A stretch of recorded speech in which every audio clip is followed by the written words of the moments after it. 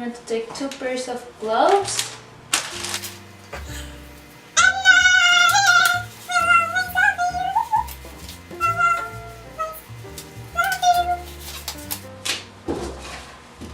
So the first step is grabbing a marker that you like. I would recommend not to use a black marker because you might not be able to cover it with the paint.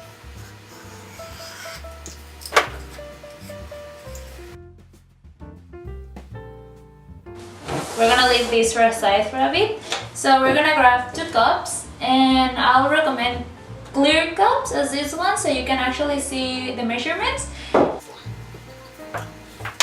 We're gonna use the resin and the hardener, and we want to use exactly the same amount of resin than the hardener. So it's really important for you to measure right. So sticky.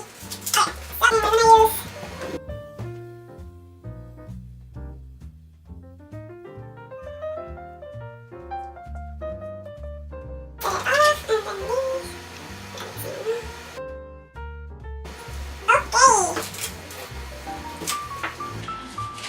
And afterwards, we're gonna choose our color. So what I have choose here is cold ink from Liquitex. I want to make sure it's not alcohol ink because that will change the chemical composition of the resin. And some golden high fluid painting. So here we go. We have the same amount of resin, same amount of hardener. So we're just gonna leave it here for a while, for a little bit. You make sure you have all of it, right? Take your time. You want to make sure you don't have any bubble. Because if you do get any bubble, just make sure you have a torch or a lighter nearby so you can easily get rid of them. So just make sure you're taking your time. Okay, so I have mixed my resin already, and as you can see, I divided in 3 cups, and I'm gonna leave it to set for about 5 minutes. So meanwhile, I'm gonna paint the part that I want to put my resin on, here, this part, with a white.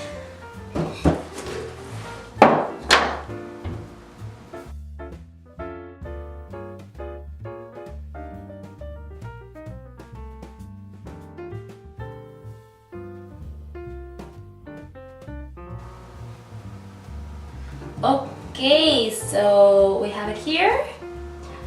And we're gonna let it dry. So I'm gonna clean this up. I want this blue and this. And I want this blue in here.